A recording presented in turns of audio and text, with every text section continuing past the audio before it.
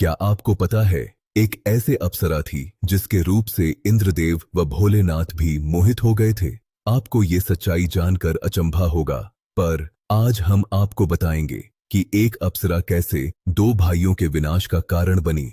महाभारत के समय स्वर्ग में दो असुर भाई थे, सुंद और उपसुंद।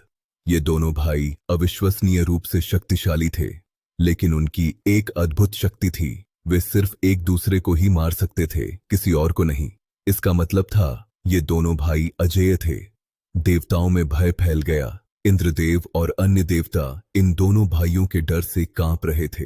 तब देवताओं ने ब्रह्मा से प्रार्थना की, हे ब्रह्मा, इन असुरों से हमें बचाओ। ब्रह्मा को एक योजना सूझी, एक ऐसी योजना जिसमें सुंद और उपसुंद को एक दूसरे से लड़वाया जाए। लेकिन इसके लिए ब्रह्मा को एक ऐसी अप्सरा बनानी होगी जिसकी सुंदरता दोनों भाइयों को पागल कर दे। और इसलिए ब्रह्मा ने एक नई अप्सरा का निर्माण किया, तिलोत्तमा।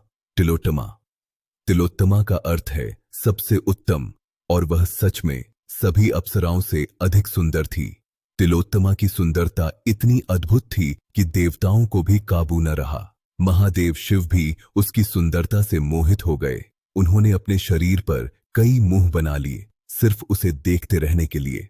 ब्रह्मा ने तिलोत्तमा से कहा, जाओ, सुंद और उपसुंद को मिलो, उन्हें मोहित करो। तिलोत्तमा असुर भाइयों के महल पहुंची। सुंद और उपसुंद ने जब तिलोत्तमा को देखा तो उनके होश उड़ गए। उन्होंने कभी कोई इतना सुंदर नहीं देखा था।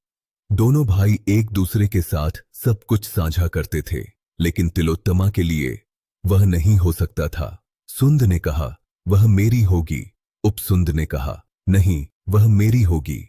तिलोत्तमा ने कुछ नहीं कहा, वह बस हंसी और अपनी सुंदरता से दोनों को पागल करती रही। ईर्ष्या धीरे धीरे उनके दिलों में जहर की तरह फैल गई। दोनों भाई एक दूसरे को घूरने लगे। फिर एक दिन अंत में वह समय आ गया।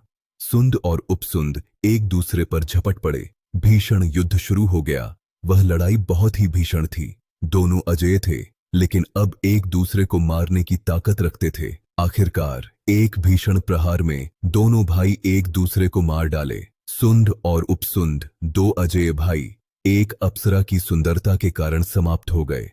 ब्रह्मा की योजना सफल हुई। तिलोत्तमा को उसका पुरस्कार मिला।